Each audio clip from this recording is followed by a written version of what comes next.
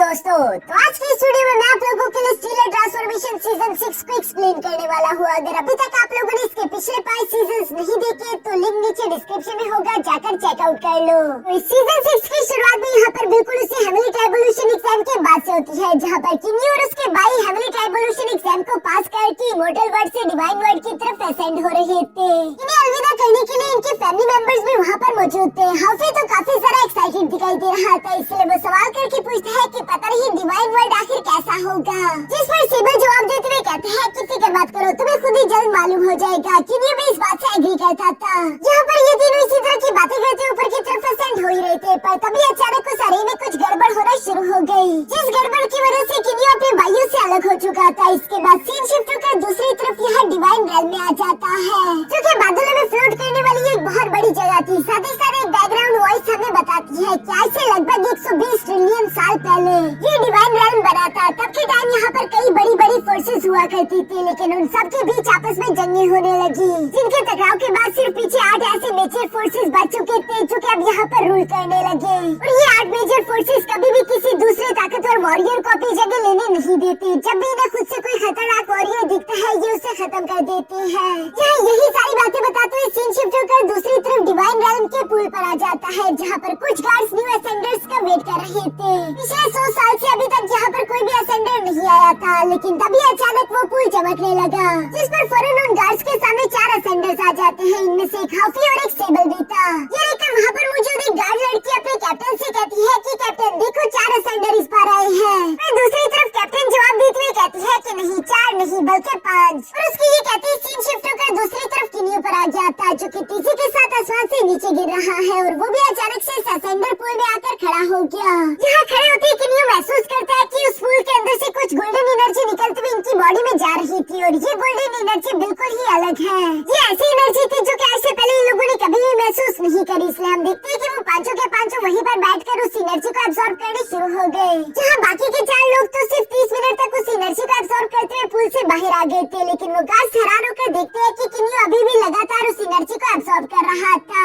तो सब कुछ सुनकर कैप्टन अपने सामने मौजूद सेबल और हाफी से सवाल करते पूछती है कि क्या तुम दोनों ने अपनी बॉडी को इमॉर्टल वर्ल्ड में कल्टीवेट किया है, जिस पर उन दोनों ने हाँ में जवाब दिया। यहाँ पर कैप्टन बताती है कि जिस भी कल्टीवेटर की बॉडी जितनी ज्यादा स्ट्रॉन्ग होगी, वो इस डिवाइन रेल्म में आने के बाद ज्यादा से ज्यादा डिवाइन एनर्जी को अपनी बॉडी में समा पाएगा, जो कि किसी भी न्यू असेंडर गॉड को यहाँ पर आने के बाद एक्सपीरियंस करना इम्पोर्टेंट है। दूसरी तरफ किन्नी उस पूल के अंदर बैठकर लगातार 3 घंटों तक इस गोल्डन एनर्जी को एब्सॉर्ब करते रहा, और उसकी बॉडी आखिरकार अपनी लिमिट तक पहुँचने वाली थी। ऊपर की तरफ मौजूद वो गार्ड्स परेशान होते हुए कैप्टन से सवाल करके पूछते हैं कि ऐसा होता नहीं, क्या ये लड़का इतनी देर तक इस गोल्डन एनर्जी को एब्सॉर्ब कर सकता है? कहीं ऐसा ना हो कि कोई बड़ी मुसीबत आ जाए। जो बात जब हाफी ने सुनी तो उसे अपने भाई किन्नी की फिक्र होने लगी। वो परेशान होते हुए कहते हैं कि तुमने क्या कहा, किन्नी की जान क्या खतरे में है?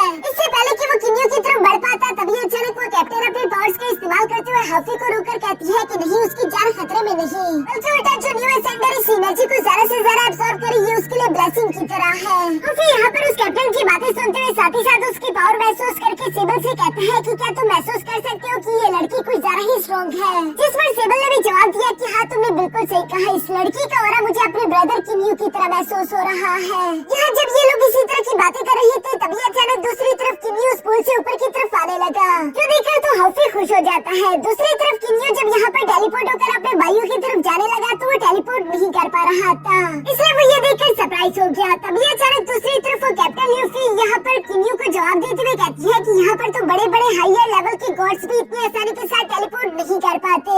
ये डिवाइन रेल्म है, यहाँ पर चीजें बिल्कुल भी नीचे की दुनिया की तरह काम नहीं करती। जो सारी बातें सुनकर हाफी फौरन से किन्नी के पास आकर कहता है कि वैसे बड़े भाई तुम ठीक तो हो ना, क्योंकि नीचे की तरफ पूल में मौजूद वो एनर्जी काफी ज्यादा अजीब थी, उसकी वजह से मुझे बहुत ही ज्यादा इरिटेशन हो रही है।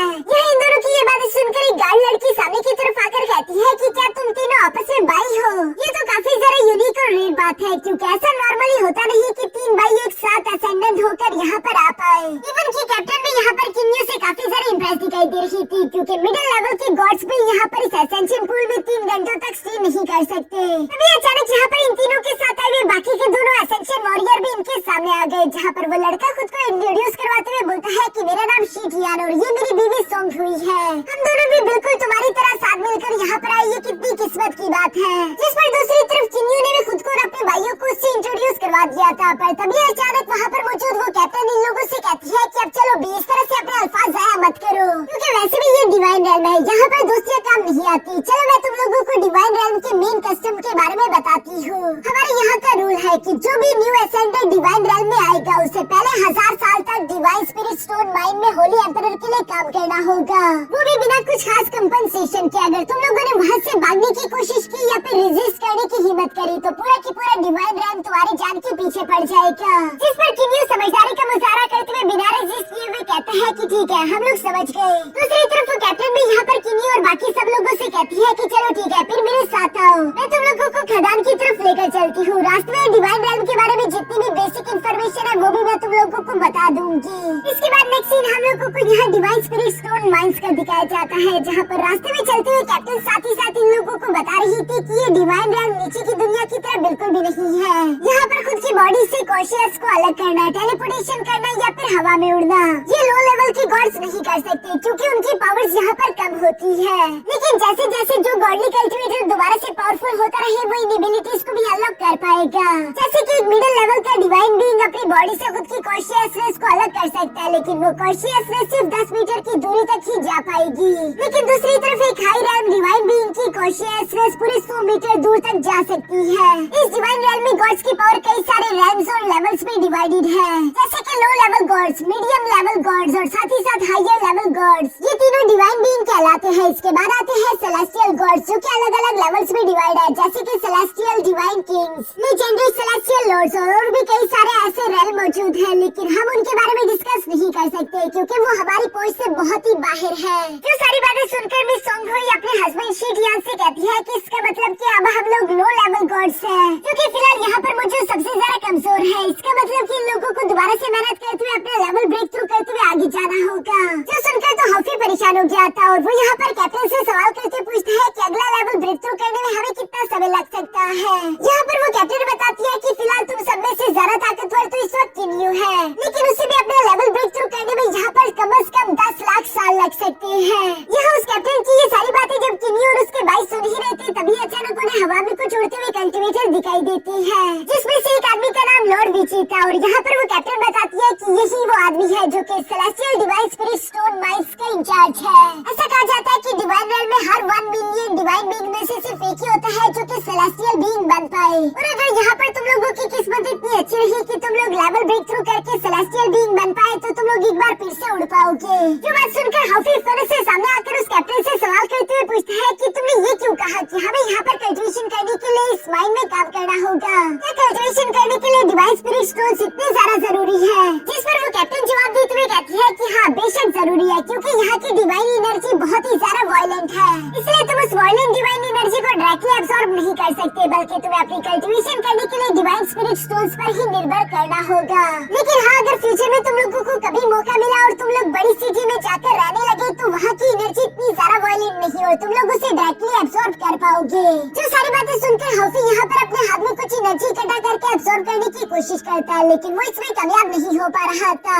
इसलिए वो कहता है कि अब मैं समझा कि आखिर मैं इस एनर्जी को एब्सॉर्ब क्यों नहीं कर पा रहा। मुझे लग रहा था कि शायद मेरे कल्टीवेशन मेथड में कोई मसला आ गया। जो सुनकर वो लड़की जवाब देते हुए कहती है कि अब तुम लोगों को इस डिवाइन स्पिरिट स्टोन माइन में काम करते रहना होगा ताकि तुम लोग ज्यादा से ज्यादा स्पिरिट स्टोन्स इकट्ठा कर सको। और इसी तरीके से तुम उन स्पिरिट स्टोन्स का इस्तेमाल करते हुए बड़ी सिटी में घर लेकर आराम से अपनी कल्टीवेशन जारी रख पाओगे। यहाँ पर हम देखते हैं कि पहले से ही कई सारे असेंडर इन खदानों में काम कर रहे थे ताकि वो ज्यादा से ज्यादा स्पिरिट स्टोन्स इकट्ठा कर सके, लेकिन फिर भी ये बस मेहनत मजदूरी वाला काम लग रहा था, जिस साइकिल से वो लोग शायद कभी भी ना निकल पाए। यहाँ पर मौजूद वो कैप्टन हॉफी और उसके बाकी के सारे दोस्तों से कहती है कि इस जगह पर जरा संभल कर रहना, तुम लोग रश करते हुए किसी से भी पंगा नहीं ले सकते, क्योंकि अगर गलती से भी तुम लोगों ने किसी हाई ग्रेड की गॉड को ऑफेंड कर दिया तो तुम लोगों की जान उसी सेकंड चली जाएगी।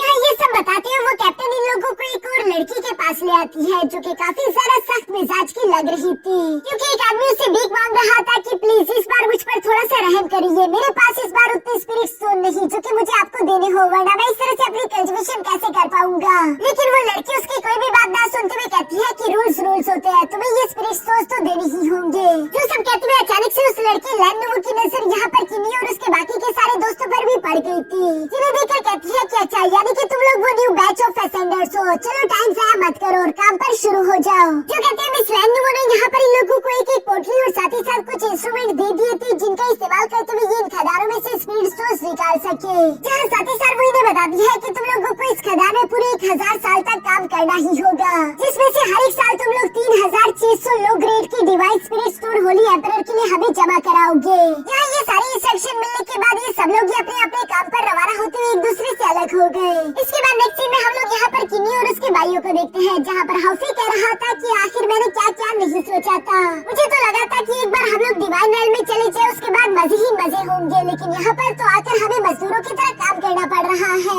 जिस पर किन्नी जवाब देते हुए कहता है कि ये डिवाइन रेल बिल्कुल भी कोई नॉर्मल जगह नहीं, यहाँ पर चीजें वाकई में काफी ज्यादा डिफिकल्ट होने वाली है, इसी वजह से कई सारे गॉड इस जगह को छोड़कर भाग जाते थे, लेकिन हम भगोड़े नहीं बल्कि हम इस मुश्किल को जल्दी पार करके यहाँ से आगे की तरफ चले जाएंगे। फिलहाल हम लोगों को इस डिवाइन रेल के बारे में और ज्यादा से ज्यादा इन्फॉर्मेशन निकलवानी होगी। जो कहती है किन्नी यहाँ पर अपने भाइयों के साथ मिलकर जियांगलिंग आर्टिफैक्ट के सेकंड फ्लोर में आ चुका था, जहाँ किन्नी का बटलर सोल पपेट मौजूद है और ये सोल पपेट पहले मास्टर चिमी का बटलर हुआ करता था, जो कि डिवाइन रेल से ही नीचे इमोर्टल रेल में आए हुए थे, इसलिए इसी डिवाइन रेल के बारे में काफी कुछ इन्फॉर्मेशन मालूम थी।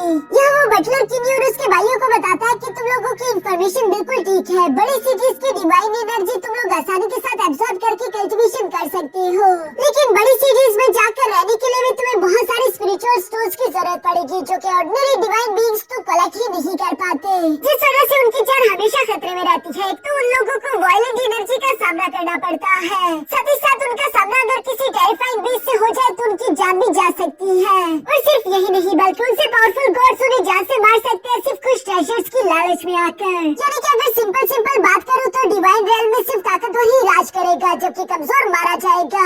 मेरे पुराने मास्टर चिमी भी इस बात को अच्छे से जानते थे, इसलिए जब वो डिवाइन रेल में असेंड हुए थे तो उन्होंने हजारों मील का सफर तय करते हुए कई सारे पावरफुल आर्टिफैक्ट्स रिफाइन कर लिए थे, जिन ट्रेजर्स के होते हुए मास्टर चिमी को कोई भी सेलेस्टियल बीइंग इवन की लेजेंडरी सेलेस्टियल डिवाइन किंग भी अपने सामने घुटनों पर लाने के लिए मजबूर नहीं कर सकते थे। जो सारी बातें सुनकर किन्मो अपने मन में कहता है कि मुझे भी मास्टर चिमी की तरह पावरफुल होना होगा, वरना मैं कभी भी अपने प्यार को हासिल नहीं कर पाऊंगा। यही सब सोचते हुए आखिरकार किन्यू ने फैसला कर लिया था। वो अपने भाइयों को बताता है कि मैं इस जियांगलिंग रेल में रहकर मास्टर चिमी के फॉर्मेशंस को सीखूंगा ताकि मैं खुद को ताकतवर कर सकूं। दूसरी तरफ हाउफी भी जवाब देते हुए कहता है कि हाँ, मैं खुद भी जियांगलिंग रेल में ही रहकर कल्टीवेट करूंगा, मैं भी यहाँ से बाहर नहीं जाने वाला इस खदानों में काम करने के लिए। असल में लोगों को खदानों में काम करने की कोई जरूरत थी ही नहीं, क्योंकि मास्टर चिमी ने पहले ही कई सारे स्पिरिट सोल्स पीछे की तरफ छोड़े हुए थे, जो कि किन्यू का बटलर इन लोगों के लिए ले आएगा। यानी कि हर साल ये लोग वो कीमत आसानी के साथ होली एम्परर को पे कर सकते हैं और इन लोगों को काम करने की कोई जरूरत नहीं। इसलिए किन्यू यहाँ पर अपने बटलर का शुक्रिया अदा कर रहा था। साथ ही साथ वो हाउफी से कहता है कि क्या तुम लोगों को कुछ पावरफुल वेपन्स चाहिए। तो सुनकर हाउफी एक्साइटेड होकर सवाल करते हुए पूछता है कि आखिर तुम किन पावरफुल ट्रेजर्स की बात कर रहे हो। तो सुनते ही किन्यू ने मास्टर चिमी के पीछे छोड़े हुए 3 पावरफुल ट्रेजर फौरन बाहर निकाल लिए थे, जिसमें से एक फ्लाइंग चैरियट था, सेकंड सिल्क ग्लव था और तीसरा था गॉड लॉकिंग टावर। यहाँ किन्यू का बटलर ये देखकर कहता है कि मास्टर चिमी ने ये ट्रेजर आपके लिए छोड़े थे और ये बहुत ही ज्यादा कीमती है, जिस पर किन्यू जवाब देते हुए कहता है कि मेरे भाइयों से मेरे लिए कीमती और कोई भी चीज नहीं। इवन कि किन्यू के भाई भी वो ट्रेजर नहीं लेना चाहते थे, लेकिन किन्यू उनसे कहता है कि नहीं, तुम्हें ये ट्रेजर रखने ही होंगे, ये तुम लोगों की कमियों को पूरा कर सकता है। जैसे कि किन्यू ने फ्लाइंग चैरियट यहाँ पर हाउफी के हवाले कर दिया था, क्योंकि ये फ्लाइंग चैरियट हाउफी को उड़ने में मदद कर सकता है और इसकी रफ्तार बहुत ही ज्यादा तेज होगी। दूसरी तरफ सिबल के पास तो पहले से ही विंग्स थे और किन्यू खुद के लिए भी कुछ न कुछ सोच लेगा, क्योंकि साथ ही साथ हम देखते हैं कि सेकंड सिल्क ग्लव्स यहाँ पर किन्यू ने सिबल के हवाले कर दिए थे। सिल्क ग्लव्स का इस्तेमाल करते हुए सिबल की स्ट्रेंथ पहले से इंक्रीज हो जाएगी, जिस तरह से सिबल अपने क्लाउड पियर्सिंग स्पीयर को और ज्यादा अच्छे से इस्तेमाल कर पाएगा। साथ ही साथ उसके पास और भी कुछ स्पेशल टेक्निक्स आ जाएगी। और आखिरी में गॉड लॉकिंग टावर था, जो कि किन्यू ने खुद के पास रख लिया। यहाँ ये तीनों ट्रेजर्स बांटने के बाद किन्यू अपने भाइयों से कहता है कि मैं सेकुल्यूशन में जा रहा हूँ मास्टर चिमी के फॉर्मेशन अरे को सीखने के लिए। जो कहती है किन्यू फौरन से यहाँ टेंपल ऑफ मिस्ट्री चला गया, जिसके बाद पीछे की तरफ मौजूद सेबल और हाफी ने किन्यू को ना निराश करने के लिए एक दूसरे के साथ मेहनत करते हुए अपनी कल्टीवेशन पर काम करने शुरू हो गए। दूसरी तरफ सीन शिफ्ट होकर यहाँ टेंपल ऑफ मिस्ट्री के अरे स्पेस में आ जाता है, जहाँ पर मास्टर चिमी पूरे 900 स्क्रॉल्स ऑफ फॉर्मेशंस छोड़कर गया हुआ था। इन फॉर्मेशंस के बारे में जानते हुए किन्यू को मालूम होता है कि फॉर्मेशन टोटली 3 तरह के होते हैं, जिनमें से किलिंग फॉर्मेशन, डिफेंस फॉर्मेशन और ट्रैपिंग फॉर्मेशन कॉमन है। मास्टर चिमी के बारे में कहा जाता था कि उनके फॉर्मेशन टेक्निक्स बहुत ही सारा खास थे और इसी वजह से कोई भी पावरफुल से पावरफुल गॉड उन्हें हरा नहीं पाता था। और इसी वजह से किन्यू भी उन्हीं के फॉर्मेशन टेक्निक्स को सीखना चाहता है। जहाँ पर पीछे बैकग्राउंड में मास्टर चिमी की आवाज सुनाई दे रही थी, जो कि किन्यू को इन फॉर्मेशंस के बारे में सिखाते हुए बता रहा था कि नॉर्मल फॉर्मेशन अरेज को तोड़ना बहुत ही आसान काम है। इसी वजह से जब भी तुम किसी फॉर्मेशन अरे को बनाना चाहो तो उसे तुम्हें ज्यादा से ज्यादा कॉम्प्लेक्स करके रखना होगा। जितने सारा फॉर्मेशन अरे एक साथ कंबाइन होकर इस्तेमाल होंगे उतनी ही ज्यादा फॉर्मेशन तुम्हारी स्ट्रॉन्ग हो जाएगी। जिसके बारे में वो सबसे पहले यहाँ किन्यू को एग्जांपल देती हुए उसे किलिंग फॉर्मेशन के अंदर डाल देती है। इस किलिंग फॉर्मेशन के अंदर किन्यू को डाल दिया गया, जहाँ कई सारे बड़े बड़े स्टोन किन्यू पर गिर रहे थे। लेकिन दूसरी तरफ किन्यू उन बड़े बड़े स्टोन से बचते हुए कैसे तैसे उस फॉर्मेशन कोर को डिस्ट्रॉय कर देता है, जिसकी वजह से ये किलिंग फॉर्मेशन टूट गई। लेकिन मास्टर चिमी ने इस किलिंग फॉर्मेशन के नीचे ही ट्रैपिंग फॉर्मेशन लगाया हुआ था, जिसकी वजह से जैसे ही किन्यू ने किलिंग फॉर्मेशन को तोड़ा वो फौरन से ट्रैपिंग फॉर्मेशन के अंदर गिर गया। इसके बाद हम देखते हैं कि किन्यू लगातार उनमें से हर एक फॉर्मेशन अरे को बारी बारी करके तोड़ने की कोशिश करता है, लेकिन वो जितनी मर्जी बार एक एक फॉर्मेशन अरे को तोड़ता जाता वो हमेशा दूसरे फॉर्मेशन अरे में फंस जाता। किन्यू को भी धीरे धीरे समझ आने शुरू हो गया था कि यहाँ पर फॉर्मेशन अरे की मल्टीपल लेयर्स हैं, जो कि किसी डेड एंड की तरह काम करते हैं। यानी कि मुझे इन फॉर्मेशन अरे को तोड़ना नहीं बल्कि यहाँ से एग्जिट का दरवाजा ढूंढना होगा। तो सब सोचते हुए किन्यू ने उस फॉर्मेशन अरे को अच्छे से स्कैन करना शुरू कर दिया और उसे क्रिस्टल थोड़ा सा अजीब लगा, इसलिए किन्यू उसे क्रिस्टल की तरफ बढ़ने की कोशिश करता है। इससे पहले कि किन्यू यहाँ पर अपनी सोर्ड का इस्तेमाल करते उस क्रिस्टल पर हमला कर पाता, तभी अचानक उसके सामने इल्यूशनरी अरे एक्टिवेट हो गया, जो कि किन्यू के लवर के फॉर्म में एक्टिवेट हो चुकी थी, जिसकी वजह से किन्यू उस पर हमला नहीं कर पा रहा। अगला अरे एक थंडर अटैकिंग फॉर्मेशन अरे होता है, जहाँ पर हम देखते हैं कि किन्यू पर बिजलियाँ गिरने लगी थी, लेकिन दूसरी तरफ किन्यू ने अपनी तलवार के अंदर वो सारी की सारी बिजलियाँ संभाली। जिसके बाद दूसरी तरफ किन्यू खुद को शांत करते हुए कहता है कि मैं जानता हूँ कि ये एक इल्यूशन है, लेकिन फिर भी वो मिस जियांगली पर हमला नहीं करना चाहता था। उल्टा वो अपनी तलवार को तेजी के साथ उसके पास से गुजारते हुए फौरन उस क्रिस्टल पर हमला कर देता है, जिस क्रिस्टल के टूटते ही किन्यू फॉर्मेशन से बाहर आ गया। जिसका मतलब कि अब किन्यू ने फॉर्मेशंस के बारे में थोड़ा बहुत कुछ सीख लिया है। वो खुश होते हुए कह रहा था कि अब मैं समझ चुका हूँ कि फॉर्मेशन अरे चाहे जितना मर्जी कॉम्प्लेक्स और डिफिकल्ट क्यों ना हो, लेकिन फिर भी उसके अंदर कोई न कोई एक्सिट डोर मौजूद होगा। यहाँ किन्यू इसी अंडरस्टैंडिंग की वजह से फर्स्ट रैंक फॉर्मेशन मास्टर बन चुका था। जिस प्रोसेस में किन्यू को पूरे 6 साल लगे थे, लेकिन इन लोगों के लिए ये 6 साल 6 दिन के बराबर है। जिसके बाद नेक्स्ट सीन में हम देखते हैं कि किन्यू अपने भाइयों के साथ मिलकर यहाँ बाहर डिवाइन स्पिरिट स्टोन माइन में निकल आया था। ये लोग आपस में डिस्कशन कर रहे थे, जहाँ पर हफी कह रहा था कि किन्यू तुम्हारे उस फ्लाइंग चैरियट की वजह से मेरी ताकत 10 गुना ज्यादा बढ़ चुकी है। अब तो मैं इतना ज्यादा ताकतवर हो चुका हूँ कि मैं सेबल को तो आसानी के साथ हरा दूँ। जिस पर दूसरी तरफ सेबल भी जवाब देते हुए कहता है कि ख्वाब देखते रहो, मैंने अपने सिल्क ग्लव्स को अच्छे से मास्टर कर लिया है, जिस वजह से मेरी ताकत तो इंक्रीज हुई ही है, लेकिन साथ ही साथ मैं सिल्क थ्रेड भी क्रिएट कर सकता हूँ, जो कि नेट की तरह तुम्हें जकड़ कर रख देगी। यहाँ पर ये लोग आपस में इसी तरह की बातें कर ही रहे थे, तभी अचानक वहाँ पर शीटियान और उसकी बेबी सॉन्ग हुई आ गए, जो कि किन्यू और उसके भाइयों को देखकर कहते हैं कि तुम लोगों से पूरे 600 साल बाद मिलकर मुझे काफी अच्छा फील हो रहा है। दोस्तों ये इसलिए क्योंकि जैंगलैंड आर्टिफैक्ट ट्रेजर के अंदर एक साल 100 साल के बराबर होता है, यानी कि किन्यू और उसके भाइयों के 6 साल यहाँ के 600 साल के बराबर है, और अब इन लोगों को बस सिर्फ 400 साल और कम करना होगा। यहाँ किन्यू देखता है कि शीटियान और सोंगहुई पहले से ज्यादा स्पिरिट स्टोन की कीमत अदा कर रहे थे, इसलिए किन्यू से सवाल करते पूछता है कि आखिर तुम लोग 3600 से ज्यादा स्पिरिट स्टोन उन्हें क्यों दे रहे हो। जिस पर शीटियान बताता है कि असल में लॉर्ड यानियो ने हमसे वादा किया था, अगर हम उन्हें ज्यादा स्पिरिट स्टोन देते हैं तो वो बदले में हमें भी फेवर करेंगे जब खदानों के अंदर हमारा टाइम कंप्लीट हो जाएगा और हमें यहाँ से किसी दूसरे विलेज में भेजा जाएगा, तो तब वो हमें एक अच्छी सिटी के अंदर भेजेंगे जहाँ पर हम लोग आराम से कल्टीवेशन कर सके। क्या तुम लोगों को ये बात मालूम नहीं? अगर तुमने उन्हें फेवर नहीं किया तो हो सकता है कि वो तुम्हें एक गंदी विलेज में भेज दे जहाँ की डिवाइन एनर्जी वायलेंट हो और तुम लोग वहाँ पर कभी भी कल्टीवेशन नहीं कर पाओगे। ये सारी बातें सुनकर किन्यू जवाब देते हुए कहते हैं कि चलो कोई बात नहीं, हमारी फिक्र ना करे, क्योंकि किन्यू और उसके भाइयों के पास कई सारे आर्टिफैक्ट और ट्रेजर्स थे, उन्हें बड़ा क्या ही फिक्र होनी थी। लेकिन ये सब कहती है अचानक से किन्यू ने वहाँ पर किसी को आता हुआ महसूस कर लिया था, जिसे देखकर तो चारों तरफ हलचल मच चुकी थी। वो असल में एक डिमोनिक सेंट्रीपीड बीस्ट था, जो कि लेवल 9 की डीमन एम्परर के बराबर है। वो यहाँ इसी खदानों में रहा करता था, जो कि कभी कभी बाहर आकर लो लेवल गॉड्स को जान से मार डालता है। इसलिए जब वहाँ पर मौजूद लोगों को इस बारे में मालूम हुआ तो सब लोग ही अपनी जान बचाकर यहाँ वहाँ भाग रहे थे, लेकिन दूसरी तरफ किन्यू और उसके भाइयों को इस बात से फर्क नहीं पड़ता। उल्टा इन लोगों ने तो अपने वेपन्स बाहर निकाल लिए थे, क्योंकि ये इन लोगों के लिए प्रैक्टिस करने के लिए एक परफेक्ट अपॉर्चुनिटी थी। यहाँ जैसे ही वो डिमोनिक सेंट्रीपीड बीस्ट इन तक हफी ने सबसे पहला स्लैश अटैक उस पर चल दिया था। जो स्लैश अटैक इतना ज्यादा पावरफुल है कि यहाँ पर उस सेंटीपीड का एक हाथ कट कर नीचे गिर जाता है और इसी बात ने उस सेंटीपीड भी इस पर और भी जरा गुस्सा दिला दिया था। इसलिए वो गुस्सा होते हुए जोर जोर से इन पर दाड़ने लगा। लेकिन दूसरी तरफ सेबल काफी कूल तरीके से सामने की तरफ बढ़ते हुए अपने क्लाउड पियर्सिंग स्फीयर को लेकर कहता है कि अब मेरी बारी। जो कहते हैं सेबल यहाँ पर स्फीयर को लेकर तेजी के साथ उस सेंटीपीड भी इसकी तरफ भागना शुरू कर देता है। साथ ही साथ वो रास्ते में उसके हर एक हमले को भी डॉज कर रहा था। अचानक से सेबल हवा में जंप करते हुए यहाँ पर अपने स्फीयर को उसकी बॉडी में घुसाने की कोशिश करने लगा।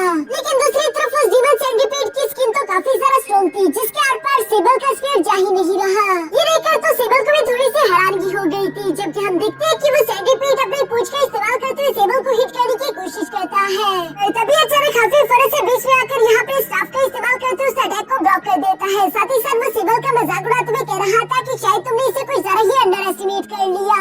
ये सुनकर सेबल जवाब देते हुए कहता है कि हाँ तुमने सही कहा, लेकिन अब ऐसा नहीं होगा। जो कहती है सेबल ने फौरन से हवा में दोबारा से जंप लगा दी। साथ ही साथ इस बार सेबल ने अपने सिल्क ग्लव्स की पावर को भी एक्टिवेट कर लिया था, जिसकी वजह से वो इस बार सेंटीपीड को अपने स्फीयर का इस्तेमाल करते हुए इंजर्ड कर पाया। और सिर्फ इसी के साथ सेबल रुकता नहीं, बल्कि उसने अपने सेकंड सिल्क ग्लव का इस्तेमाल करते हुए सिल्क थ्रेड्स बनाकर फौरन से उस सेंटीपीड को जकड़ भी लिया था, ताकि वो अपनी जगह से मूव ना कर पाए। लेकिन ये टेक्निक भी सिर्फ कुछ ही सेकंड्स तक काम कर पाई। इसके बाद हम देखते हैं कि उस डिमोनिक सेंटीपीड ने फौरन से अपनी फुल स्ट्रेंथ का इस्तेमाल करते हुए यहाँ गुस्से के साथ खुद को आजाद करवा लिया था। जबकि इसके बाद वो अपनी पूंछ का इस्तेमाल करते हुए फौरन से इन दोनों को हिट करके पीछे भी हटा देता है। दूसरी तरफ सेबल और हफी ये देखकर काफी ज्यादा सरप्राइज थे। सेबल कहता है कि मैंने अपनी पूरी स्ट्रेंथ का इस्तेमाल किया, उसके बावजूद भी मैं सिर्फ इस डिमोनिक सेंटीपीड के शेल को थोड़ा बहुत डैमेज कर पाया, इससे ज्यादा कुछ नहीं। क्या इस डिवाइन रेल्म का हर एक बीस्ट और कल्टीवेटर इतना ही ज्यादा ताकतवर होगा? तभी अचानक दूसरी तरफ हम उस सेंटीपीड को देखते हैं, जिसकी आंखें चमकने लगी। साथ ही साथ वो इंसानों की तरह बात करते हुए कह रहा था कि अब तुम दोनों मरना डिजर्व करते हो। और ये कहते वो अपनी टेंटिकल का इस्तेमाल करते हुए अभी उन दोनों पर हमला करने ही वाला था। जो देखकर तो हफी और सेबल ने अपनी आंखें बंद कर ली थी। लेकिन जब वो आंखें खोलते हैं तो उन्हें देखने को मिलता है कि किन्यू ने वक्त रहते फौरन से सामने की तरफ आकर सिर्फ एक ही हाथ का इस्तेमाल करते उस अटैक को ब्लॉक कर दिया था। साथ ही साथ किन्यू यहाँ पर अपने भाइयों से कहता है कि तुम दोनों पीछे हट जाओ, इसके साथ मैं अपने फॉर्मेशंस का इस्तेमाल करना चाहता हूँ। जो सुनकर किन्यू के भाई बिल्कुल ऐसे ही करते हैं। दूसरी तरफ किन्यू भी जंप करते हुए फौरन से पीछे आ चुका था, जहाँ वो इस डीमन सेंटीपीड की तरफ देखते हुए कहता है कि मैं तुम पर लो लेवल फॉर्मेशन का इस्तेमाल करूंगा, ताकि मैं जान सकूं कि उस फॉर्मेशन की पावर कितनी है। ये कहते हैं किन्यू ने अपने सबसे लो लेवल ट्रैपिंग फॉर्मेशन का इस्तेमाल करते हुए यहाँ पर उस डिमोनिक सेंटीपीड को इसके अंदर कैद कर दिया। जो देखकर तो उस डिमोनिक सेंटीपीड को काफी ज्यादा गुस्सा आ रहा था। वो चारों तरफ हमला करते उस फॉर्मेशन को तोड़ने की कोशिश करता है, लेकिन वो इसमें कामयाब नहीं हो पा रहा। जो देखकर दूसरी तरफ नीचे मौजूद किन्यू ने अपने सेकंड किलिंग फायर फॉर्मेशन का भी इस्तेमाल कर दिया। इस सेकंड फॉर्मेशन की वजह से उस डिमोनिक सेंटीपीड की बॉडी पर फ्लेम का एक हमला हो गया, जिसकी वजह से उसकी बॉडी जोर जोर से जलने लगी और उसे काफी ज्यादा तकलीफ हो रही थी। इसी तरह से तकलीफ में उसे झटपटाता हुआ दूसरी तरफ किन्यू भी देखते हुए यही सोच रहा था कि पता नहीं आखिर ये लो लेवल फॉर्मेशन इसके सामने कितनी देर टिकेगी। किन्यू का बस ये कहना ही था कि तभी अचानक हम देखते हैं कि दूसरी तरफ उस डिमोनिक सेंटीपीड ने फॉर्मेशन आई ढूंढ ली थी, जिसकी वजह से वो इस फॉर्मेशन को तोड़ पाया। ये देखकर किन्यू को अफसोस नहीं होता, बल्कि वो खुश होते हुए अपने मन में कह रहा था कि कहना पड़ेगा मास्टर चिमी के फॉर्मेशन सच में कमाल के हैं। सिर्फ एक लो लेवल फॉर्मेशन अगर इतनी पावर रखती है तो एक हाई ग्रेड की फॉर्मेशन कितनी खतरनाक होगी। यहाँ जब किन्यू नीचे खड़ा होकर खुश होते हुए ये सब सोच रहा था तो सामने की तरफ मुझे वो डीमन सेंटीपीड गुस्सा होते हुए कहता है कि मैं तुम्हें जान से मार डालूंगा। ये कहते उसने अपने टेंटिकल का इस्तेमाल करते हुए फौरन से यहाँ किन्यू पर हमला कर दिया, जो देखकर उसके भाई तो घबरा चुके थे। लेकिन इससे पहले कि वो लोग आगे बढ़कर यहाँ किन्यू को बचाने के लिए जा पाते तभी अचानक वो लोग सरप्राइज हो गए। उन्हें एक अजीब नजारा अपनी आंखों के सामने देखने को मिला। ये किन्यू बिना सेलेस्टियल गॉड रेल्म में इंटर होने के बावजूद भी हवा में उड़ पा रहा था, वो भी अपने मिटियोर टीयर की वजह से, क्योंकि इस मिटियोर टीयर ने किन्यू की स्पिरिचुअल पावर एक सेलेस्टियल लेवल तक इनहेंस कर दी थी। दूसरी तरफ जब उस डीमन सेंटीपीड ने भी किन्यू को हवा में उड़ता हुआ देखा तो वो इसे एक सेलेस्टियल बीइंग समझ लेता है, इसलिए वो डर के मारे वहाँ से भागना चाहता था। लेकिन दूसरी तरफ किन्यू ऐसा होने नहीं देता, बल्कि उसने पहली दफा अपने गॉड लॉकिंग टावर आर्टिफैक्ट की पावर का इस्तेमाल किया, जिसके एक्टिवेट होती है अंदर से चेंज निकलते हुए फौरन उस डिमोनिक सेंटीपीड को जकड़ लेती है, जिसे कैप्चर करने के बाद वो फौरन उसे एब्सॉर्ब कर लेती है, ताकि बाद में उसकी पावर्स को किन्यू रिफाइन कर सके। किन्यू भी यहाँ पर उस डिमोनिक सेंटीपीड को हराने के बाद फौरन से नीचे अपने भाइयों के पास आ चुका था, जहाँ पर हफी एक्साइटेड होते हुए कहता है कि ब्रदर किन्यू तुम उड़ सकते हो। जिस पर किन्यू जवाब देते हुए कहता है कि हाँ, लेकिन इसके बारे में हम लोग यहाँ से चलकर कहीं और बैठकर बात करेंगे। जो सुनकर किन्यू और उसके भाई इससे पहले कि यहाँ से जा पाते तभी अचानक वहाँ पर कुछ सोल्जर्स आ जाते हैं, जिन्होंने फौरन से किन्यू और उसके भाइयों को चारों तरफ से घेर लिया। साथ ही साथ वहाँ पर लॉर्ड विची भी आ चुके थे, जो कि आते साथ ही कहते हैं कि मुझे मालूम हुआ कि यहाँ पर एक डिमोनिक सेंट्रीपीड था और उसकी किसी के साथ अंडरग्राउंड फाइट हो रही थी। क्या तुम बता सकते हो कि आखिर वो डिमोनिक सेंट्रीपीड गया कहाँ पर? और साथ ही साथ मुझे ये भी बताओ कि कौन था वो वॉरियर जो कि उसके साथ फाइट लड़ रहा था। ये सुनकर किन्यू समझदार बनते हुए आगे आकर लॉर्ड विची से कहता है कि हम लोग तो नहीं जानते उस डिमोनिक सेंट्रीपीड के साथ किसने फाइट की और वो गया कहाँ पर। हम तो खुद काफी सारा कमजोर है, हम लोगों में इतनी ज्यादा ताकत नहीं कि हम इतने खतरनाक डिमोनिक सेंट्रीपीड का मुकाबला कर सके। इसलिए मैं और मेरे भाई उस डिमोनिक सेंट्रीपीड से अपनी जान बचाने के लिए उन पत्थरों के पीछे छुप चुके थे जिन पत्थरों के ऊपर डिमोनिक सेंट्रीपीड के नाखूनों के निशान थे। इसलिए यहाँ पर लॉर्ड विची को लगता है कि शायद ये तीनों सच कह रहे होंगे। इवन कि जब वो अपनी 16 इसका इस्तेमाल करते हुए इन तीनों के पावर लेवल्स को चेक करते हुए कहता है कि उस डिमोनिक सेंट्रीपीड को हराने के लिए एक सेलेस्टियल बीइंग होना जरूरी है। लेकिन इन तीनों की पावर लेवल्स को देखकर लगता है कि ये तो अभी मामूली डिवाइन बीइंग है, ये कभी भी उस पावरफुल डिमोनिक सेंट्रीपीड को नहीं हरा पाएंगे। इसलिए अब लॉर्ड विची को इन लोगों पर शक नहीं हो रहा था, बल्कि वो अपने साथियों को लेकर उस डिमोनिक सेंट्रीपीड की तलाश करने के लिए फौरन से यहाँ से रवाना हो गया। इसके बाद नेक्स्ट सीन में हम देखते हैं जहाँ किन्यू और उसके भाई वापस से जैंगलैंड आर्टिफैक्ट आ चुके थे। यहाँ पर किन्यू अपने भाइयों को बता रहा था कि बेशक मीटियोर टीयर का इस्तेमाल करते मैं फ्लाई तो कर सकता हूँ, लेकिन अभी भी मेरी सेलेस्टियल पावर लॉर्ड विची जितनी पावरफुल नहीं, यानी कि अगर उसकी और मेरी 1 वर्सेस 1 फाइट हो जाए तो मैं कभी भी उसे हरा नहीं पाऊंगा। ये बात किन्यू को एहसास दिला रही थी कि इन तीनों भाइयों को पहले से ज्यादा ताकतवर होना होगा, वरना ये लोग यहाँ पर सर्वाइव नहीं कर पाएंगे। जिसके लिए किन्यू ने अपने भाइयों से कहा कि हम लोग सिर्फ अपने टेंशन पर पूरी तरीके से डिपेंड नहीं हो सकते, बल्कि साथ ही साथ हमें अपनी सोल और बॉडी को भी ताकतवर करना होगा ताकि फ्यूचर में अगर हमारा सामना किसी पावरफुल कल्टिवेटर से हो जाए तो हम लोग मारे ना जाए। हफी और सिबल दोनों ही किन्यू की इन बातों से एग्री करते थे, इसलिए वो दोनों यहाँ से कल्टिवेशन करने के लिए रवाना हो जाते हैं। दूसरी तरफ किन्यू भी कुछ और पावरफुल फॉर्मेशन टेक्निक सीखने के लिए वापस से उसी फॉर्मेशन अरे स्पेस में आ चुका था, जहाँ किन्यू याद करता है कि पिछली बार उसके फॉर्मेशन अरे को उस डिमोनिक सेंट्रीपीड ने तोड़ दिया था। इस बार का उसका फॉर्मेशन अरे पहले से ताकतवर होना चाहिए। उसे पहले फॉर्मेशन अरे के बारे में डीपली अंडरस्टैंड करना होगा ताकि वो समझ सके कि फॉर्मेशन अरे की कमजोरियाँ क्या होती है और वो इन कमजोरियों पर काम करे, उन्हें और ज्यादा ताकतवर बना पाए। जिन फॉर्मेशन की कमजोरियों के बारे में यहाँ पर किन्यू अपने बटलर फू से भी सवाल करता है, जिस पर बटलर फू जवाब देते हुए कहता है कि सबसे पहले तो ये कि मैं फॉर्मेशन की कमजोरियों के बारे में कुछ नहीं जानता, और दूसरी बात ये कि मैं आपको कांग्रेचुलेशन बोलना चाहता हूँ क्योंकि आपको सिर्फ 600 साल लगे फर्स्ट लेवल का फॉर्मेशन मास्टर बनने के लिए। इवन की दूसरी तरफ मास्टर चिमी को भी फर्स्ट लेवल फॉर्मेशन मास्टर बनने के लिए एटलीस्ट 1 मिलियन ईयर्स लगे थे, जो कि इस बात को प्रूव कर रहा था कि किन्यू बहुत ही एक्स्ट्राऑर्डिनरी है। लेकिन अभी भी किन्यू को ये बात समझ नहीं आ रही थी फिर आखिर उस डिमोनिक सेंट्रीपीड ने आसानी के साथ मेरे फॉर्मेशन अरे को डिस्ट्रॉय कैसे कर दिया था। इस सवाल का जवाब देने के लिए बटलर फू यहाँ पर किन्यू को बताता है कि मैं अपने फॉर्मेशन को टूटने से बचाने के लिए उसे काफी ज्यादा कॉम्प्लेक्स कर देता हूँ, जिसकी एग्जांपल देते हुए बटलर फू ने वहाँ पर किन्यू के आसपास फौरन एक फॉर्मेशन एक्टिवेट कर लिया था, जिस फॉर्मेशन के अंदर कई सारी स्पिरिचुअल वायर्स बिछी हुई थी, और किन्यू जब गलती से उनमें से किसी भी वायर को टच करता तो कोई न कोई दूसरा फॉर्मेशन एक्टिवेट हो जाता, जैसे कि फ्लेम फॉर्मेशन या फिर थंडर फॉर्मेशन। और किन्यू पर लगातार इसी तरह से हमले हो रहे थे, यानी कि दुश्मन को कभी भी संभलने का मौका ही नहीं मिल पाएगा। यहाँ बटलर फू इसके बाद अपने फॉर्मेशन को खत्म कर देते हैं। दूसरी तरफ किन्यू को भी अब थोड़ा थोड़ा करके समझ आने लगा। असल में जो मास्टर चिमी ने पीछे की तरफ फॉर्मेशन के 900 स्क्रोल्स छोड़े थे, मुझे उन्हें अलग अलग करके नहीं सीखना, बल्कि मुझे उन सबको एक साथ सीखकर कंबाइन इस्तेमाल करना है, और अगर मैं उन्हें कंबाइन इस्तेमाल करता हूँ तो मेरी फॉर्मेशन काफी सारा कॉम्प्लेक्स होगी। और इसी कंबाइन फॉर्मेशन को ओशियन ऑफ फॉर्मेशन का नाम दिया गया था।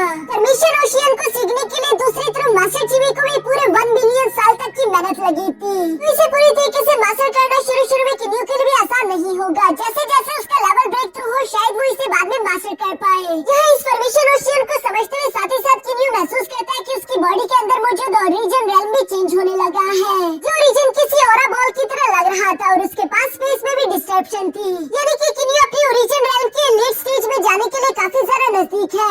यहाँ ये सब करते हुए बाकी के 4 साल भी गुजर गए थे, यानी कि बाहर के 400 साल। इसलिए किन्यू, हफी और सेबल के यहाँ से जाने का वक्त आ चुका था, जिसके लिए ये लोग कैप्टन ल्यूफी से जाकर मिलते हैं। कैप्टन ल्यूफी यहाँ पर तीनों को एक एक टोकन देते हुए कहती है कि किन्यू तुम काफी सारा जिद्दी हो, मैं हैरान हूँ कि तुमने लॉर्ड यानियो को कोई भी रिश्वत नहीं दी अच्छी सिटी में जाने के लिए, और इसी वजह से तुम लोगों को फूजी विलेज में भेजा जा रहा है। जिस बात से किन्यू और उसके भाइयों को तो कोई भी एतराज नहीं था। दूसरी तरफ कैप्टन ल्यूफी भी यहाँ पर किन्यू और उसके भाइयों को फ्यूजी विलेज की तरफ लेकर जाना शुरू हो गई। रास्ते में उन्हें बताती है कि ये विलेज बिल्कुल भी अच्छी जगह नहीं, क्योंकि सबसे पहले तो यहाँ की डिवाइन एनर्जी वायलेंट है। इसके अलावा यहाँ के सिटी लॉर्ड को हमेशा हेलोंग पाउंड वाले धमकाते रहते हैं, जहाँ मजबूरन इस सिटी के लोगों को हर साल 10 गुना हेलोंग पाउंड वालों को टैक्स भी देना पड़ता है, जो सुनकर हॉफी कहता है कि 10 गुना टैक्स, ये तो दिन दहाड़े चोरी हो रही है। इवन की किन्यू भी मिस ल्यूफी से सवाल करते रेजिस्ट नहीं करता, जिस पर मिस ल्यूफी जवाब देती हुई कहती है कि उनके खिलाफ रेजिस्ट करने के लिए कोई भी इतना ज्यादा ताकतवर नहीं, क्योंकि उनके पास पहले तो 3 डिवाइन एक्सपर्ट्स है, साथ ही साथ उनका लीडर विची सिटी के टॉप 5 ग्रेटेस्ट एक्सपर्ट्स में से एक है, जो कि इसके अलावा भी उनके पास नॉर्मल लो लेवल के डिवाइन बीइंग 100 से भी ज्यादा होंगे। और जहाँ तक सेलेस्टियल गॉड्स की बात है तो वो भला हमारी मदद करने के लिए क्यों ही आएंगे, उन्हें हमारे जीने या मरने से क्या ही फर्क पड़ता है। नेक्स्ट डे हम लोगों को यहाँ पर फ्यूजी विलेज का सीन दिखाया जाता है, जहाँ पर हेलोंग सेट वाले लोग अपना टैक्स कलेक्ट करने के लिए आए हुए थे, जबकि विलेजर्स भी मजबूर होकर थैलियां भर-भर के स्पिरिट स्टोन्स ऐसा टैक्स उन्हें दे रहे थे। और तभी अचानक साइड से किसी ने किन्यू को जोर-जोर से आवाजें देना शुरू कर दी थी, और हमें देखने को मिलता है कि ये आदमी असल में कोई और नहीं बल्कि हमारा फर्स्ट मोनार्च यानी कि जिंग जुआन था, जिसने दूर से किन्यू को देखकर पहचान लिया था। इसलिए वो फौरन से किन्यू के पास आकर खुश होते हुए कहता है कि ये तो तुम हो, मैंने बिल्कुल एक्सपेक्ट नहीं किया था कि मेरे जाने के बाद तुम भी इतनी जल्दी डिवाइन रेल में असेंड होकर आ जाओगे, या तुम लोग भी अब इसी फूजी विलेज में आकर रहोगे। साथ ही साथ वो यहाँ पर कैप्टन ल्यूफी को भी पहचानता था, जहाँ कैप्टन ल्यूफी कहती है कि जिंग जुआन, लगता है कि ये तुम्हारे पुराने दोस्त है, अब तुम इन्हें आगे की सिटी दिखा देना, मुझे यहाँ से चलना है। जो कहते हुए कैप्टन ल्यूफी वहाँ से चलेगी, जिसके जाने के बाद दूसरी तरफ किन्यू यहाँ पर ब्रदर जिंग जुआन से अपने बाकी के दोनों भाइयों को भी इंट्रोड्यूस करवाने लगा, जबकि साथ ही साथ किन्यू को ब्रदर जिंग जुआन के लिए काफी बुरा भी महसूस हो रहा था, क्योंकि इस टाइम पर ब्रदर जिंग जुआन एक बहुत बड़ा मोनार्च किंग था, जिन्होंने अपने प्लेनेट की मोनार्च पोजीशन छोड़ते हुए किन्यू के हवाले करी हुई थी। लेकिन अब देखो उनका क्या हाल हो चुका, वो एक मजदूर बनकर रह चुके हैं। ब्रदर जिंग जुआन में किन्यू को बताता है कि फूजी विलेज में तुम लोगों ने आकर बिल्कुल भी अच्छा नहीं किया, यहाँ पर तुम लोगों को पूरा साल मेहनत करते हुए स्पिरिट स्टोन इकट्ठा करने होंगे, और फिर भी तुम लोग मुश्किल से सिर्फ इतने ही स्पिरिट स्टोन इकट्ठा कर पाओगे जो कि सारे के सारे टैक्सेस में चले जाए, फिर तुम अपनी कल्टिवेशन के लिए क्या ही कर सकते हो। यहाँ इसी तरह की बातें करते हुए ये लोग आगे की तरफ बढ़ने लगे, तभी अचानक मास्टर जिंग जुआन की नजर वहाँ एक लड़की पर जाकर ठहर चुकी थी, जिसका नाम मिस यून था, जो देखा तो हाफी यहाँ पर ब्रदर जिंग जुआन का मजाक उड़ाने लगा। इवन की किन्यू भी ब्रदर जिंग जुआन की टांग खींचते हुए कहता है, इसका मतलब कि डार्क स्टार रैम के गोल्डन पनिशर को यहाँ पर मौजूद एक लड़की से प्यार हो चुका। ये सुनकर ब्रदर जिंग जुआन पोलाइटली जवाब देते हुए कहता है कि गोल्डन पनिशर टाइटल ये तो सिर्फ डार्क स्टार रैम में ही काम आता था, इस टाइटल या फिर मेरी यहाँ पर तो कोई भी हैसियत नहीं है। तभी अचानक हम देखते हैं कि मिस यून यहाँ पर ब्रदर जिंग जुआन से कह रही थी कि इधर आ जाओ, मैं यहाँ पर तुम्हारा इंतजार कर रही हूँ। ब्रदर जिंग जुआन भी ये सुनकर फोन से भागता-भागता अपनी लवर के पास चला गया। इसके बाद हम लोग देखते हैं कि हेलोंग सेट की यहाँ पर कुछ वॉरियर्स आ चुके थे, जिसमें से टैक्सी इकट्ठा करने वाले लड़के का नाम लू कियान था। वो एक मिडिल लेवल गॉड है जो कि ऊंची आवाज में कह रहा था कि हमारे हेलोंग सेट का एक न्यू रूल बना, जो कि रेयर है, लेकिन मैं तुम लोगों को बता देना चाहता हूँ कि जो भी न्यू असेंडेंट यहाँ पर आए हैं उनका भी टैक्स इस बार माफ नहीं होगा, बल्कि उन्हें भी 1500 स्पिरिट स्टोन्स देने होंगे। वहाँ पर मौजूद लोगों के पास टैक्स देने के अलावा कोई भी दूसरा रास्ता नहीं था, इसलिए वो बारी बारी आगे की तरफ जाते हुए लू कियान को अपना थैली भर-भर के स्पिरिट स्टोन का टैक्स देने लगे। जब मिस यून की यहाँ पर बारी आई तो हम देखते हैं कि लू कियान यहाँ पर उसका हाथ पकड़ते हुए कहता है कि मिस यून तुम मुझे भूल तो नहीं गई, क्योंकि लू कियान भी शुरू में इसी फूजी विलेज में रहा करता था, बाद में उसने खुद को ताकतवर करते हुए हेलोंग सेट को ज्वाइन कर लिया, और वो साथ ही साथ मिस यून को पसंद भी करता है, इसलिए वो मिस यून का हाथ पकड़ते हुए ठरकियों की तरह कह रहा था कि मैं आज के दिन तुम्हारे फैमिली के पास जाऊंगा ताकि मैं तुम्हारा रिश्ता मांग सकूं। लेकिन ये बात सुनकर तो दूसरी तरफ ब्रदर जिंग जुआन को बिल्कुल भी अच्छा नहीं लगता, इसलिए वो फौरन से आगे की तरफ बढ़कर मिस यून का हाथ छुड़वाते हुए लू कियान से कहता है कि उससे दूर रहो।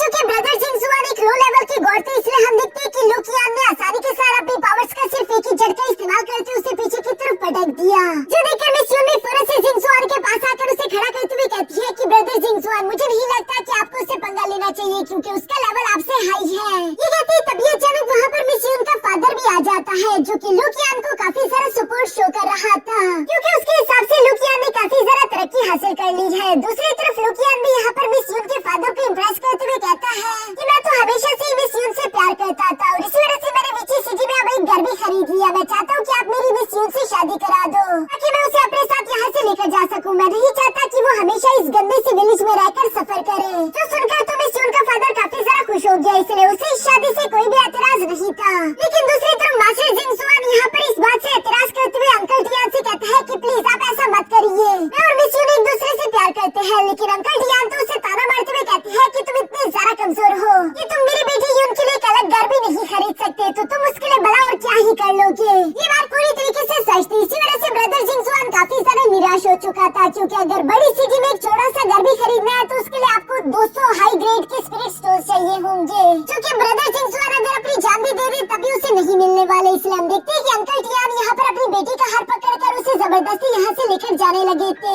तभी अचानक यहाँ के ये सारा नजारा देखकर किन्नी और उसके भाई मैदान में कूद जाते हैं, जहाँ पर किन्नी अंकल टियान से कह रहा था कि आखिर आप अपनी बेटी की शादी एक चोर से क्यों करवाना चाहते हो। वो चोर जो कि दूसरों के टैक्स पर खुद को सर्वाइव करते हैं, क्या इनकी इतनी सारा इज्जत है। दूसरी तरफ लुकियान को ये बात काफी सारा गुस्सा दिला चुकी। वो किन्नी और उसके भाइयों की तरफ देखते हुए कहता है कि तुम तीनों तो वही न्यू असेंडर्स हो ना, आखिर तुम लोग मेरे सामने इतने सारे एरोगेंट कैसे हो सकते हो। लेकिन दूसरी तरफ किन्नी और उसके भाइयों को भला उसकी धमकियों से क्या ही फर्क पड़ता है। ये देखकर तो लुकियान भी थोड़ा सा हैरान हो गया था, इसलिए वो अपनी सोला इसका इस्तेमाल करते उनके पावर लेवल्स को चेक करने की कोशिश करता है।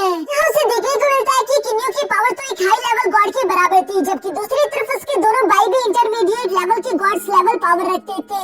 लुकियान को तो समझ ही नहीं आ रहा था कि आखिर ये न्यू असेंडर इतनी जल्दी इतने सारा पावरफुल कैसे हो गए। पर फिलहाल वो किन्नी और उसके भाइयों से पंगा भी नहीं ले सकता। दूसरी तरफ हम देखते हैं कि किन्नी ने फौरन अपने पास से एक स्टोरेज बैग बाहर निकाल लिया था, जिस ट्रेजर को देखकर तो वहाँ पर मौजूद सब लोग ही सरप्राइज हो गए थे। यहाँ पर किन्नी उस स्टोरेज बैग को लेकर जिंगजुआन के हवाले करते हुए कहता है कि लो रिसे सिटी में जाकर बेच दो, जिसकी कीमत यकीनन 300 हाई ग्रेड स्पिरिचुअल स्टोन के बराबर होगी। इसका इस्तेमाल करते हुए तुम अपनी और अपनी बीवी के लिए घर खरीद पाओगे। जो सुनकर तो जिंगजुआन काफी सारा खुश हो गया। वो यहाँ पर किन्नियों का शुक्रिया अदा करता है और वो साथ ही साथ मिस यून को बताता है कि अब से हमारा भी अपना घर होगा। मिस यून भी ये सब देखकर खुश हो रही थी कि उसे अब जिंगजुआन से जुदा नहीं होना होगा। लेकिन दूसरी तरफ लुकियान के दिल पर तो आग लगी हुई थी।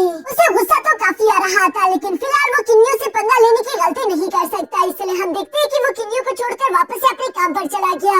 इसके बाद हम लोगों को नेक्स्ट डे विची सिटी का सीन दिखाया जाता है, जहाँ पर जिंगजुआन अपनी वाइफ और किन्नी और उसके भाइयों को लेकर यहाँ पर ट्रेजर हाउस के पास आया हुआ था, ताकि वो यहाँ पर अपने लिए एक अच्छा सा घर पसंद करके खरीद ले। किन्नी और उसके भाई भी बिल्कुल ऐसा काम कर सकते हैं। लेकिन दूसरी तरफ हम देखते हैं कि ट्रेजर हाउस की सेल वुमेन का एटीट्यूड काफी सारा बुरा था। वही लोगों से कह रही थी कि अपना जेड लेकर मेरे पास आ जाना, फिर मैं तुम लोगों को बताऊंगी कि तुम वो घर खरीद सकती हो या नहीं। तो सुनकर किन्नी सामने की तरफ जाकर देखता है कि हवा में कई सारे जेड पेडेंट फ्लोट कर रहे थे। उनमें से एक जेड पेडेंट को देखकर किन्नी को मालूम होता है कि ये घर तो काफी लो क्वालिटी के हैं। डिवाइन रेल में आने के बावजूद भी क्या गॉड्स को इस तरह से मामूली घर में रहना पड़ेगा, ये तो बिल्कुल भी कोई जिंदगी ना हुई। लेकिन दूसरी तरफ जिंगजुआन और मिस यून को एक घर का जेड पेडेंट पसंद आ जाता है और इसी जेड पेडेंट को लेकर वो यहाँ पर उसी सेल्स वुमेन के पास आ गए, जो कि total 228 high grade spirit stone का था। इसलिए हम देखते हैं कि यहाँ पर मिस यून ने वो कीमत अदा करते हुए आखिरकार इस घर को खरीद लिया।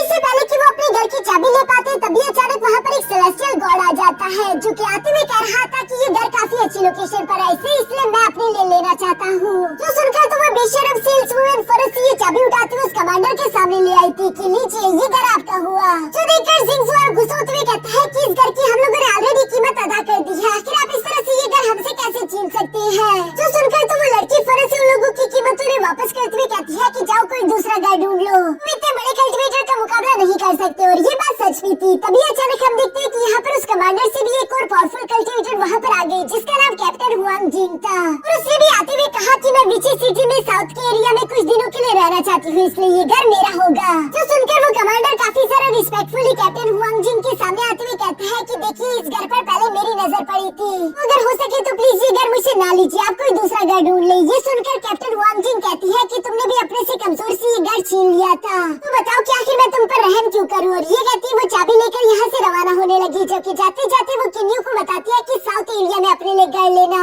उस जगह की डिवाइन एनर्जी तुम्हें कल्टिवेशन में मदद करेगी। जो सुनकर किन्नियों भी उसका शुक्रिया अदा करता है और ये सब कहते हुए कैप्टन हुआंग जिंग फौरन वहाँ से रवाना हो गई। इसी की तरफ किन्नियों और उसके भाई यहाँ पर कैप्टन हुआंग जिंग की तरफ देखते हुए अपने मन में यही बातें कर रहे थे कि आखिर ये लड़की है कौन, ये तो यहाँ के सिटी लॉर्ड से भी ज्यादा ताकतवर लग रही है। इवन की दूसरी तरफ किन्नियों भी अपने मन में कह रहा था कि अगर इस लड़की के साथ मेरा आमना सामना हो जाए तो मेरे पास इससे जीतने का 1% भी चांस नहीं, जो कि इस बात को शो करता है कि किन्नियों डिवाइन रैल में कितना ज्यादा कमजोर है, उसे ताकतवर होने की सख्त जरूरत थी और ये सफर इतना आसान नहीं होने वाला। यहाँ तभी अचानक थोड़ी देर बाद जिंगजुआन और मिस यून दोबारा से आ जाते हैं, जिन्होंने एक और घर पसंद कर लिया था और इसे पूरी तरीके से खरीद भी लिया, जिस वजह से वो दोनों तो काफी ज्यादा खुश दिखाई दे रहे थे। यहाँ पर ब्रदर जिंगजुआन किन्नी और उसके भाइयों से कहता है कि तुम लोगों का मुझ पर बहुत बड़ा एहसान है, मैं तुम लोगों के लिए ज्यादा कुछ तो नहीं कर सकता, लेकिन एटलीस्ट नया घर लेने की खुशी में हम लोग एक छोटी वाइन पार्टी तो रख सकते हैं। जिस पर किन्नी भी एग्री हो गया था और ये लोग वहीं पर पास में मौजूद एक रेस्टोरेंट में आ चुके थे, जहाँ बैठकर ये लोग मजे से वाइन एंजॉय करते हैं।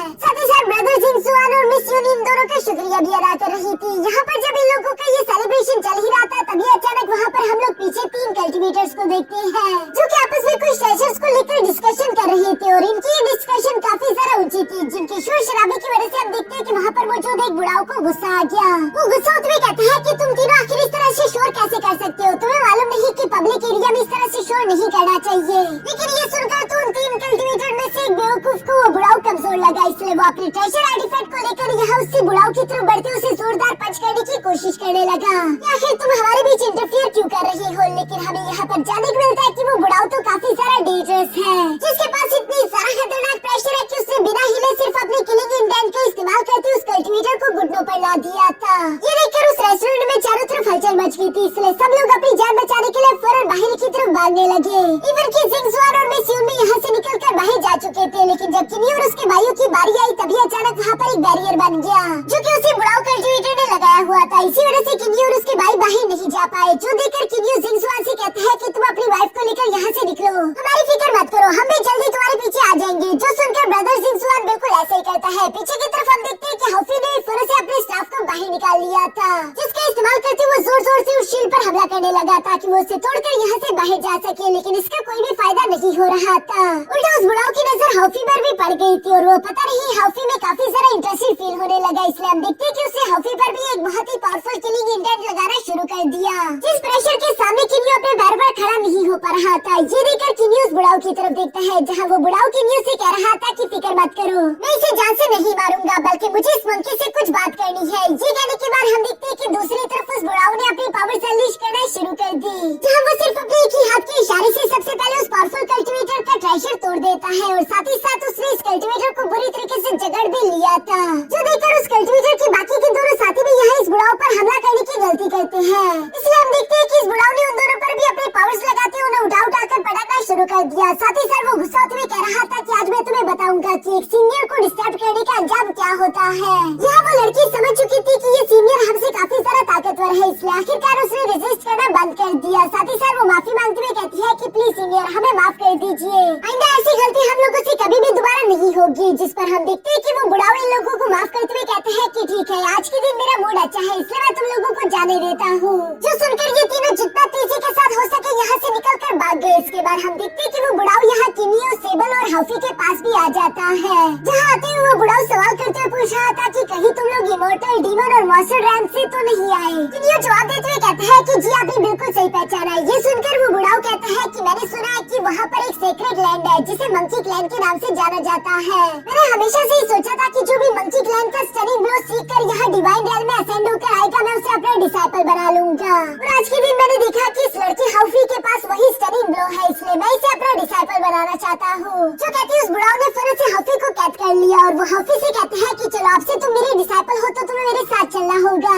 जो सुनकर हॉफी उस बुढ़ाओ से कहता है कि मेरे पास ऑलरेडी मेरे मास्टर है जिनका नाम जियांगलन है, मुझे तुम्हारे साथ नहीं चलना। दूसरी तरफ मास्टर जियांगलन का नाम सुनकर वो बुढ़ाओ शौक होते हुए कहता है कि तुम जियांगलन के डिसाइपल हो। अब तो फिक्र करने वाली और भी कोई बात नहीं, क्योंकि जियांगलन मेरा अच्छा दोस्त है और वो यकीनन इस बात का बुरा नहीं मनाएगा, तो चलो तुम मेरे साथ। जो देखकर किन्यू भी यहाँ पर उस बुढ़ाओ मास्टर से रिक्वेस्ट करते हुए कहता है कि हम तीनों भाई मिलकर यहाँ इस डिवाइन रियल में आए थे, प्लीज आप हमारे भाई हॉफी को हमसे जुड़ा ना करें। जो सुनकर वो बुढ़ाओ जवाब देते हुए कहता है कि तुम लोग फिक्र मत करो, मैं हॉफी को बस सिर्फ अपनी टेक्निक्स सिखाना चाहता हूँ। एक बार वो मेरी टेक्निक्स को मास्टर कर ले, उसके बाद वो तुम्हारे पास वापस आ सकता है।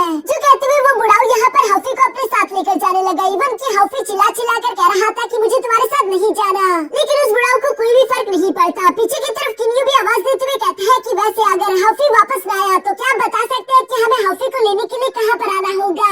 जो सुनकर वो बुढ़ाओ मास्टर तो जोर जोर से हंसने लगा, क्योंकि उसे लग नहीं रहा था कि किन्यू और सेबल कभी भी वहाँ पर आ पाएंगे। लेकिन फिर भी वो इन्हें बता देता है कि अगर तुम्हें अपने ब्रदर हॉफी को लेना है तो तुम लोगों को शुरा से आना होगा। और यहाँ इसी सीन के साथ हमारा ये एपिसोड यहीं पर खत्म हो जाता है। तो किन्यू को अपने भाई के लिए मजबूरन ताकतवर होना ही होगा, यानी कि किन्यू की कल्टीवेशन स्पीड और भी ज्यादा इंक्रीज हो जाएगी, जो कि हम लोगों को नेक्स्ट वीडियो में देखने को मिलेगा। वो भी मैं जल्द से जल्द आप लोगों के लिए अपलोड कर दूंगा। तब तक आप इस वीडियो को लाइक करके एक प्यारा सा कमेंट कर दो।